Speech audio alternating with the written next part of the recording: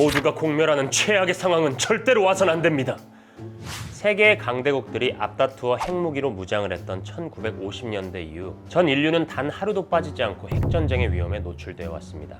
핵무기를 사용해 상대의 도발을 억제한다는 전략의 근본은 무조건적이고 즉각적인 보복입니다. 상대의 핵무기 사용을 인지하는 순간 대화의 문은 즉각 닫히고 전 인류의 공멸 이외에 남은 대안은 없어지게 됩니다. 전쟁으로 배우는 투자 워코노미. 안녕하세요.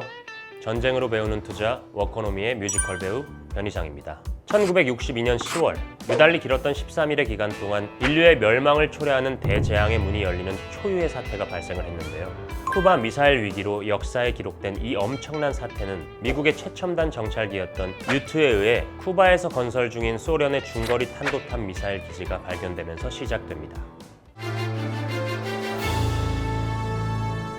감히 미국의 앞마당에 핵미사일을 설치하다니.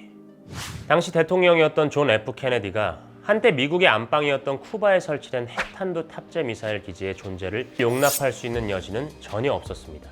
미국은 즉시 소련을 향해 쿠바에 설치된 탄도 미사일 기지를 철거할 것을 강하게 요구했음은 물론 해군을 동원해 쿠바 인근 해역을 봉쇄해버리는 강력한 대응을 실시하였습니다. 그것은 사실상 전쟁을 불사하겠다는 미국 정부의 강력한 의지를 소련에 전달하는 메시지이기도 했습니다. 그렇게 해상 봉쇄를 통해 추가적인 미사일 기지의 건설을 막을 수는 있었지만 이미 설치된 미사일들에 대해서는 아무런 영향을 미칠 수가 없었습니다. 미국의 안보가 달린 문제입니다. 지금 당장 쿠바를 공습해야 합니다. 당시 미국의 일부 정책 당국자들은 공습을 통해 쿠바에 설치된 미사일 기지를 직접 타격하고 근본적으로는 쿠바를 무력 점령하여 앞으로 이런 일이 발생할 가능성을 없애야 한다는 주장을 제기하기도 했습니다. 이러한 주장은 쿠바 해안을 침공하는 미군과 쿠바에 주둔해 있던 소련군 간의 전면전을 의미하는 것이었습니다. 미국 행정부나 군 지휘부의 섣부른 판단 하나로 무차별적인 그리고 무조건적인 핵 보복의 사이클이 시작될 수도 있는 상황이었죠. 아무리 그래도 핵전쟁만큼은 반드시 막아야 합니다. 반드시요. 그러나 곧 미국과 소련 정상들이 합리적인 타협에 도달하면서 인류의 멸망을 의미하는 핵전쟁은 피할 수 있게 됩니다.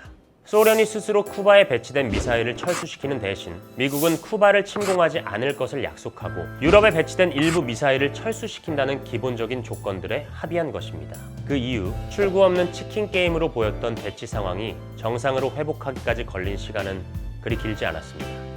어떤 원칙도 수억 명의 목숨을 걸 만한 가치는 없습니다.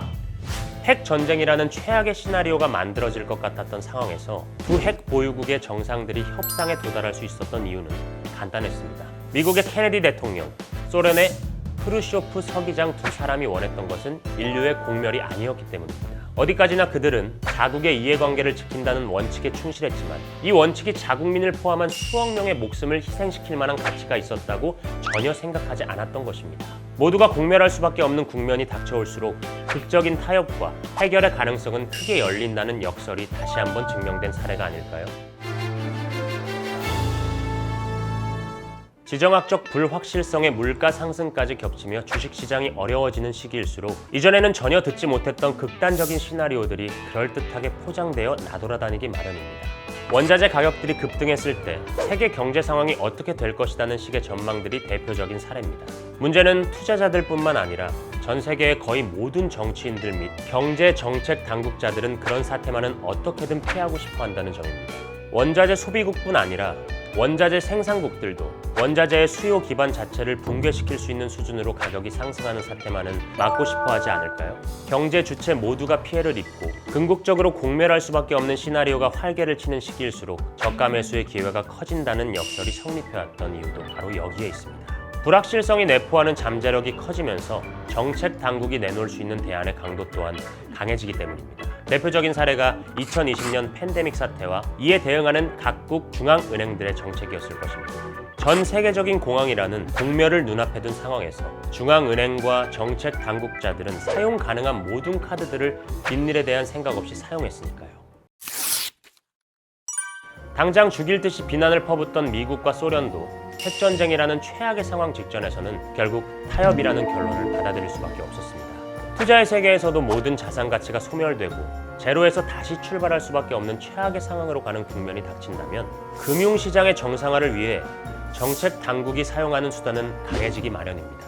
모든 환경이 오직 가장 어두운 시기인 자정을 가리키는 국면일수록 저가 매수의 기회 또한 커질 수 있다는 점을 기억해 주시기 바랍니다. 지금까지 전쟁으로 배우는 투자 워코노미 변희상이었습니다. 감사합니다.